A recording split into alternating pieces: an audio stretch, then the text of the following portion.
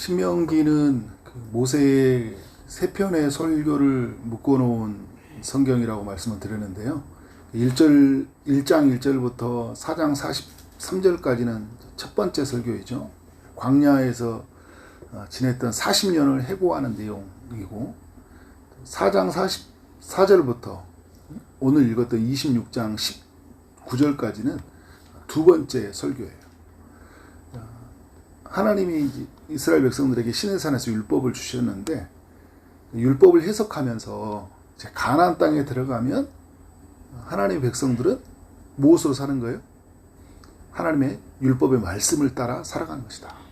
하나님이 땅도 주시고 또 어떻게 해요? 그들에게 이제 땅도 주시고 별과 같은 자손도 주셔서 거기에 살게 하셨잖아요. 그럼 무엇으로 사는가? 하나님 주신 말씀을 붙잡고 사는 것이다. 오늘 우리에게도 중요하죠. 우리가 하나님을 만나고 나서 하나님을 아버지라고 이제 관계가 형성이 되어지면서 우리는 무엇으로 살아야 되는 거예요? 하나님의 말씀으로 살아야 되는 거예요. 신명기서가 계속 말씀을 상기시켜 주잖아요. 계속. 우리의 삶은 늘 하나님의 말씀으로 우리를 상기를 시켜야 돼요. 내가 믿는 하나님이 누구인지, 나는 하나님 안에서 누구이고, 그리고 나는 하나님 안에서 어떻게 살아야 되는지를 늘 이렇게 상기를 시켜야 돼요. 오늘 이제 26장의 내용 1절부터 나왔던 내용은요, 가나안 땅에 이제 들어가게 되면 첫 열매와 그리고 3년마다 11조를 이제 드려야 된다, 이런 이야기를 들려주고 있어요. 이것을 드리기 전에 가져야 될 생각이 있는데, 그게 뭐냐면 모든 것이 하나님의 은혜다라는 이 전제가 항상 있어야 돼요. 뭘 드리기 전에, 우리가 뭔가를 하기 전에 하나님의 은혜라는 것으로 시작을 해야 돼요. 거기서 출발해야 돼요. 그게 전제가 돼야 돼요, 신앙생활은. 그러면 다 힘들어요. 그렇지 않으면.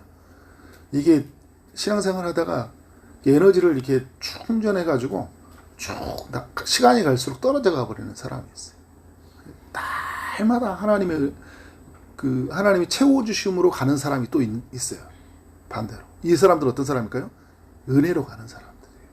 체력이 건강해서 돈이 많아서 열심히 하는 게 아니라 은혜가 넘치는 사람들이 어떻게 해요? 오랫동안 주의 일을 해요. 시험에 드는 상황이 있었는데 시험을 이기는 그런 힘이 있죠. 그래서 여러분, 모든 것은 하나님의 은혜다라는 그 전제를 가지고 나가야 되는 거죠. 자, 1절을 보니까 내 하나님 여호와께서 내게 기업으로 주어 차지하게 하실 땅에 이야기하잖아요. 가나안 땅을 뭐라고 하냐면 하나님이 기업으로 줬다고 하는 거잖아요. 차지하게 하셨다. 그러니까 이스라엘 백성들에게는 이게 은혜죠. 주셨다. 차지하게 하셨다라는 거예요. 이스라엘 백성들이 들어가서 거기에 거주했다. 계속 반복하고 있잖아요.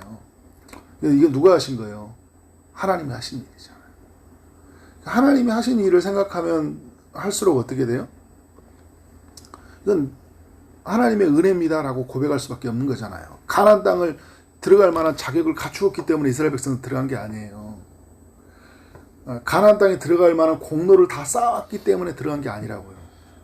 그들이 강한 힘을 가지고 있기 때문에, 가나안 땅을 정복할 만한 강한 힘을 가지고 있기 때문에 들어간 것도 아니에요. 그들이 들어갈 수 있었던 것은 성경이 계속 이야기해주고 있잖아요. 그들의 조상과 맺어진 언약 때문이라고. 아브라함과 이삭과 야곱과 맺어진 언약 때문에 들어간 거예요. 여러분, 우리도 마찬가지예요.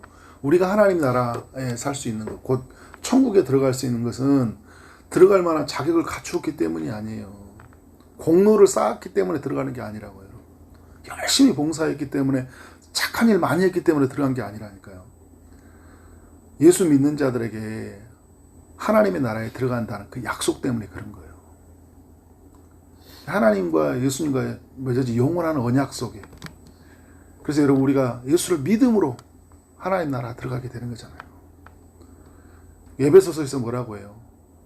믿음으로 말미암아 구원을 얻었는데 그 앞에 뭐라고 합니까? 너희가 그 은혜에 의하여. 하나님이 은혜를 베푸시지 않았다면 우리가 믿지도 못했어요, 여러분. 믿는 게 은혜예요. 믿음으로 우리가 천국으로 가잖아요, 그죠? 근데 그 어떻게 믿어지냐고요? 안 믿는 사람들 보세요. 그렇게 말을 해도 안 믿잖아요.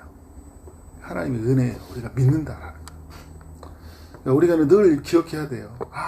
가나안 땅에 들어간 거, 내가 천국에 들어간 거, 하나님의 나라 백성 안에 산다는 거, 이건 은혜다.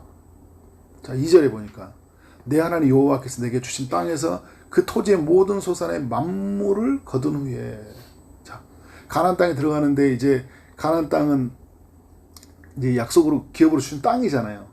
그 땅을 하나님께 받았어요. 그래서 이제 곡식을 심었는데 뭐가 나온 거예요? 열매가 나오는 거예요. 만물 첫 번째 열매가 나오는 거예요. 얼마나 기쁜 일이겠어요, 여러분. 종살이 400년 동안 하다가 광야에서 40년 동안 사는데 늘 이렇게 만나로 매출하기로 만나로 살았던 사람들. 그런데 내 땅에서, 하나님 주신 땅에서 소득이 났는데 너무 영광스럽잖아요. 여러분, 이걸 뭐라고 또 이야기하는 거예요? 은혜죠. 내가 어떻게 이 자리에 오게 됐고, 어떻게 내가 하나님이 이런 소득으로 내게 얻게 하셨을까? 생각하면 생각할수록 은혜인 거예요, 여러분. 우리는 내가 열심히 했기 때문에, 땀 흘려서 수고했기 때문에, 여기서 출발하면 여러분, 우리는 풍성함을 못 누려요. 하나님이 내게 여기 주셨다. 내게 교회를 허락하셨고, 내게 가정을 허락하시고, 일터를 허락하셨다. 그래서 하나님 주신 것이다 라고 생각하면 여러분, 얼마나 감사가 되는지 몰라요. 그죠? 그래, 여러분, 이 은혜를 아는 사람에게 하나님이 요구하시는 게 뭐예요? 오늘 2절에 보니까 만물을 거둔 후에 그것을 가져다가 강주리에 담고 내 하나님 여호와께서 그의 이름을 두시려고 택하신 곳으로 그것을 가지고 가서. 그러니까 첫 열매를 어디로 가지고 가라고요? 하나님 택하신 곳. 누구에게 드리라는 걸까요? 하나님께 드려라 이야기하고 있어요. 그래, 10절에 보니까 만물을 가져왔나이다. 나는 그것을 내 하나님 여호와 앞에 두고 이야기하잖아요. 하나님 앞에 두라는 거예요. 그리고 하나님 앞에 경배하라는 거죠. 여러분, 이걸 아는 사람들은요, 이게 뭐 드리는 게 아깝다. 내가 어떻게 얻어진 것인데. 근데 은혜로 출발하면요, 은혜가 전제가 되면 아깝다라는 생각을 안 가져요.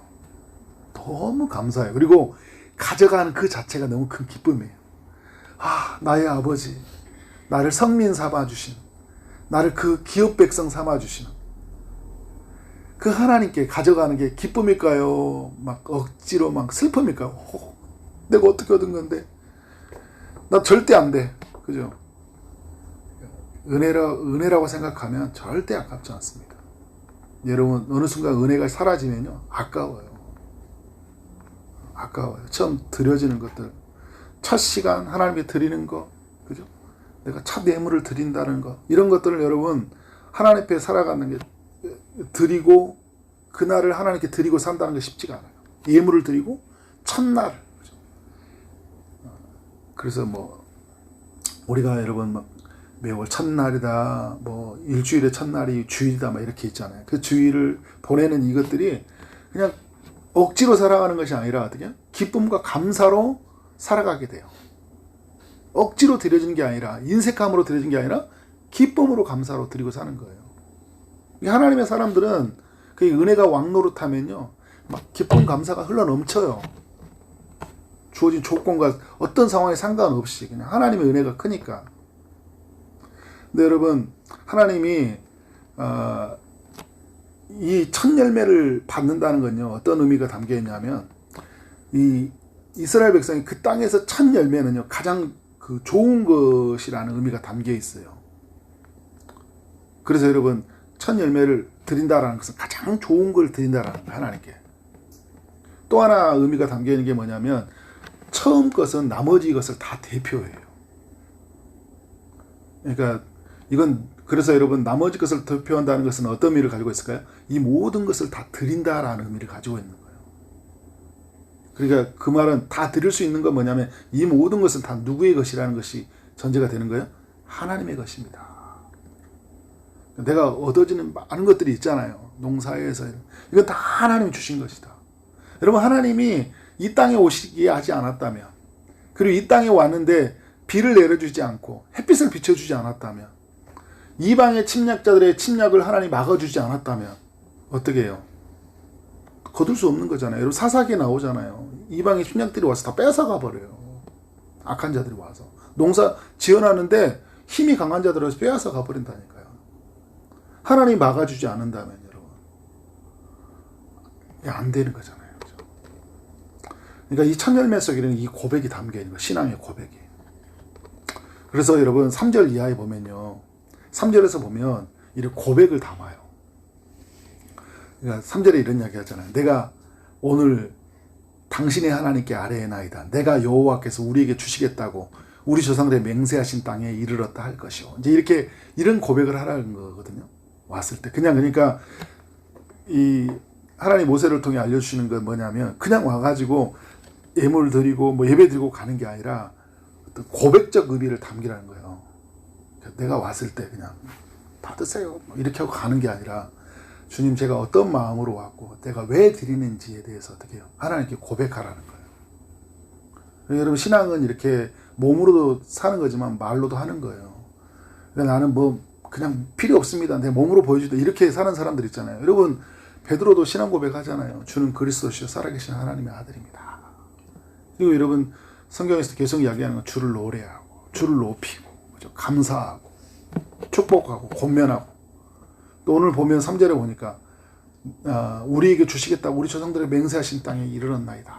하나님의 약속대로 내가 이곳에 왔다라는 거예요. 너무 감사한 마음인 거예요. 내가 구원받은 거, 이 자리에 임한, 이 자리에 살아가는 거, 그 자체가 어떻게 해요? 너무 감사한 일이잖아요.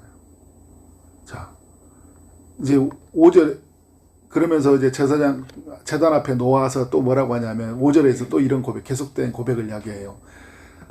내 조상은 방랑하는 아람 사람으로서 애굽에 내려가서 거기에서 소수로 거리와 있더니 애굽에 내려가는데요. 소수였잖아요. 그죠? 근데 거기에서 강하고 번성한 민족이 되었다. 과거를 돌아보니까 어떻게 하나님이 행하셨던 일들. 그러니까 하나님은 지금 여기에만 계시는 하나님이 아니라 이전에도 계신 하나님이었어요. 광야에도 계신 하나님이었고 애굽에도 계신 하나님이었어요. 그때도 크고 강한 민족을 이루신 하나님을 기억하는 거예요. 근데 그때 있었던 고난들이 있었죠. 애굽 사람이 우리를 학대하고 우리를 괴롭히며 우리를 중노동시켰다. 근데 우리가 하나님께 부르짖었더니 하나님이 우리의 음성을 들으시고 우리의 고통과 신고와 압제를 보시고 그러니까 하나님은 우리의 고통을 보시는 분이시잖아요. 그리고 아픔의 소리를 들으시는 분이거든요. 하나님의 그 신앙 고백을 하고 있는 거죠. 나의 하나님은 이런 분이었습니다. 여러분 지나온 삶을 돌이켜보세요. 하나님은 그렇게 말씀해 주셨잖아요. 들어주셨잖아요. 그리고 여러분 그러면서 어떻게 해요? 하나님이 강한 손과 편팔과 큰 위험과 이적과 기사로 애굽에서 인도하셨다. 애굽에서 인도하셨다라는 말 한마디면 되는데 주님이 강한 손을 펼치셨다. 큰 위험, 이적과 기사를 우리를 애굽에서 인도하셨다 이야기하잖아요. 이거니까 이스라엘 백성들이 한 게 있어요, 없어요? 아무것도 없어요. 구원받은 거. 여러분 우리가 구원받은 건 죄에서 건져나고 우리가 할 수 있는 건 아무것도 없었다니까요. 그리고 구원받은 우리가 하나님의 나라 안에 산다. 그러니까 나라 안에 산 지금도 너무 큰 은혜이고 이전으로 돌아보세요. 여러분 우리 하나님을 몰랐다고 생각해 보세요.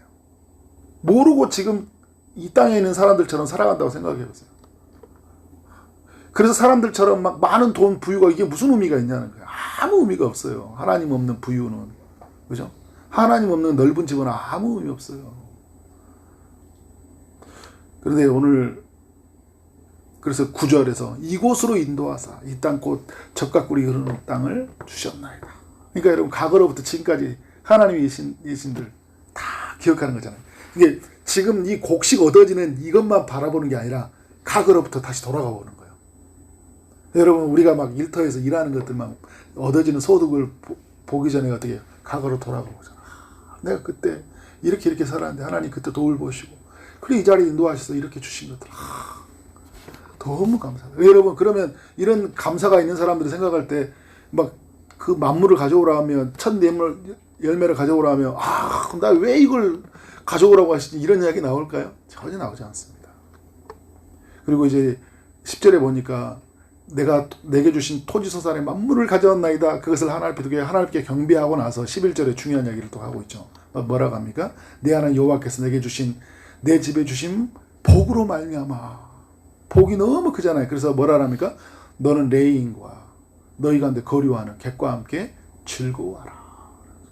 함께 즐거움을 나누라는 거예요. 그죠? 그리고 이제 이 나눌 때 11절에 보니까 이제 셋째 해 곧 11조를 드리는 해라 이야기하잖아요. 3년마다 11조를 드리게 했는데 그때 11조를 낸 후에는 뭐라고 해요? 레인과 객과 고아와 과부에게 주어 내 서금 안에서 먹고 배우게 하라.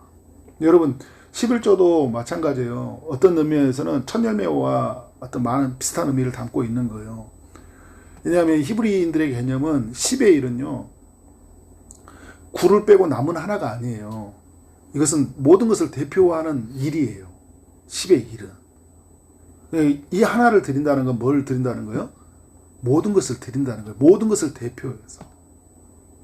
예수님은 우리에게 11조가 되는 거죠. 그죠? 모든 것을 대표하는 하나가 되셔서 어떻게 해요? 하나님께 드렸잖아요. 자기를. 모든 것을 대표해서. 예수님은 첫 만물이에요. 부활의 첫 열매라고 이야기하시잖아요. 첫 열매를 드림으로 모든 것은 주님의 것입니다. 가장 좋은 것이 되신 분이잖아요. 흠없는 제물이 되셔서 하나님께 드렸죠. 그죠? 이런 은혜를 받은 거예요. 근데 여러분 뭐라고 하냐면 이 은혜를 받은 사람들이 하나님께 드렸는데 동시에 첫 열매든 11조든 뭐 어떻게 하는 거예요? 보면 거기 레인과 거류하는 객이라고 이야기하고 있고 11조는 어떻게 해요? 레인과 객과 고아와 과부들, 가난한 사람들, 그죠? 힘든 사람들 함께 나누어 먹는 거예요. 내게 주신 은혜를. 참 만물로 나누어 먹고요. 11조로 나누어 먹는 거예요. 그러니까 여러분 막 지금 이 시대는 막 11조가 드리는 시대가 아닙니다 하면서 11조를 안 해버리는 사람들이 있어요. 그러니까 여러분 중요한 건 11조 안 한다고 해서 구원 못 받는 거 아니에요. 여러분. 근데 11조 안 한다고 해서 여러분 벌 받는 것도 아니에요. 그러나 오늘 여러분 전제를 말하잖아요. 모든 것이 은혜입니다. 하나님의 것입니다. 하나님이 구원해 주셨습니다. 그래서 나에게 이런 소득을 주셨고 이런 은혜를 허락하셨습니다. 라는 이런 전제가 있으면요. 이게 막 율법의 무거운 조항으로 느껴지지 않고 이게 또 막 안 드리면 그러니까 뭐 죽는다 심판받는다 이런 구도로 가지도 않아요. 근데 너무 은혜가 크니까 어떻게 해요? 나누는 거예요. 그래서 여러분 말씀의 봉사자들 성전의 봉사자들이 뭘로 사는 거예요? 사람들이 11조로 이 사람들은 농사 짓고 사는 사람들이 아니잖아요. 그죠? 11조를 드려서 그래서 성전에 있는 봉사자들이 마음껏 주의 일들을 하게 하는 거잖아요. 그리고 고아와 가부들 이 시대에 약한 사람들에게 하나님의 사랑이 흘러가게 하는 거잖아요. 내게 얻은 것으로 내게 넘치도록 주신 것을 어떻게 해요? 없는 사람들에게 나누어 주도록 하는 거잖아요. 그러니까 하나님의 주신 은혜가 큰 사람들 이런 구도로 가게 돼요. 근데 은혜가 떨어지면 자꾸 이상한 구도로 가요. 지금 은혜의 시대입니다.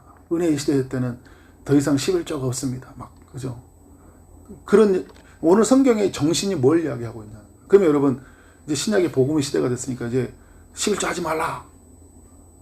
그러면 이제 그러면 우리가 하나님의 행하셨던 일들을 어떻게 누리고 어떻게 한다는 걸까요, 여러분? 그죠? 그러니까 교회에 막 돈을 바쳐라 이런 의미가 아니에요, 여러분. 하나님 앞에 나의 신앙으로 생각해야 되는 거예요, 항상. 근데 그렇지 못하는 사람들도 많이 있어요. 그러니까 말씀을 잘 해석하고 말씀이 잘 적용이 되어져서 오늘 이 시대를 살아가야 돼요. 그때 우리의 삶 안에서 풍성함이 있습니다. 제가 여러분 교회에 있으면서 막 제가 억지로 막 11조 내라 막 오늘 본문이 말하니까 말하지 저는 의도적으로 말하지 않아요. 본문이 있으니까 정확하게 말하는 거예요. 그죠? 그런 의미에서 우리 성도들이 말씀으로 잘 지어져 가기를 소망합니다. 그렇게 하나님께 은혜로 모든 것이 은혜입니다. 여기서부터 출발해야 돼. 그러면 아무 문제 없어요. 신앙생활 할 때. 아무 문제 없어요. 봉사하는 거, 뭐 드리는 거, 살아가는 거 아무 문제가 되지 않아요. 근데 은혜가 떨어지면요. 다 힘들어요. 다 싫어요. 오늘 우리 삶에 말씀을 통해 또 하나님 기도하는 중에 은혜가 넘치기를 주의 이름으로 축원합니다. 기도하도록 하겠습니다. 하나님 아버지 감사합니다. 하나님 은혜 베풀어 주셔서 감사합니다.